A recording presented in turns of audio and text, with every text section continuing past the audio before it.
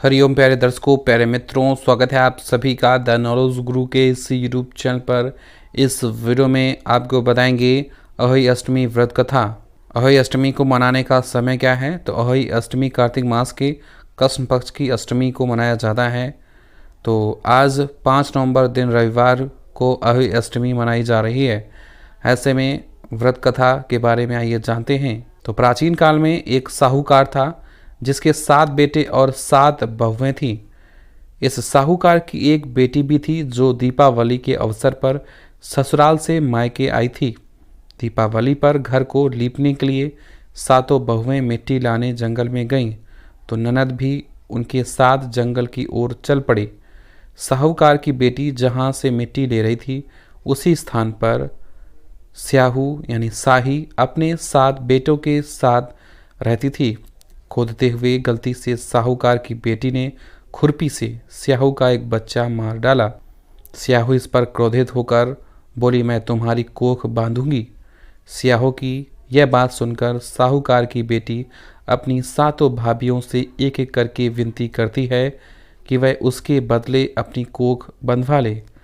सबसे छोटी भाभी ननद के बदले अपनी कोख बंधवाने के लिए तैयार हो जाती है। इसके बाद छोटी भाभी के जो भी बच्चे थे वह सभी 7 दिन बाद मर जाते हैं। 7 पुत्रों की इस प्रकार मृत्यु होने के बाद उसने पंडित को बुलाकर इसका कारण पूछा। पंडित ने सुरही गाय की सेवा करने की सलाह दी। सुरही सेवा से प्रसन्न होती है और उसे स्याहू के पास ले जाती है। रास्ते में थक जाने पर दोनों आराम करने लगते हैं।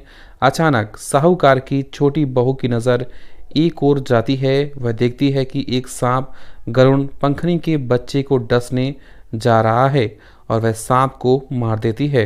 इतने में गरुड़ पंखनी वहां आ जाती है और खून बिखरा हुआ देखकर उसे लगता है कि छोटी बहू ने उसके बच्चे को मार दिया है। इस पर वह छोटी बहू को चोंच मारना शुरू कर देती है। छोटी बहू इस पर कहती है कि उसने तो उसके बच्चे की जान बचाई है। गरुड़ पंखनी इस पर खुश होती है और सुरही सहित उन्हें स्याहू के पास पहुंचा देती है। स्याहू छोटी बहू की सेवा से प्रसन्न होकर उसे 7 पुत्र और 7 बहुएं होने का आशीर्वाद देती है। स्याहू के आशीर्वाद से छोटी बहू का घर पुत्र और पुत्र की वधुओं से हरा भरा हो जाता है। तो अहोई अष्टमी का अर्थ एक प्रकार से यह भी होता है कि अनहोनी को होनी बनाना, जैसे साहूकार की छोटी बहू ने कर दिखाया था।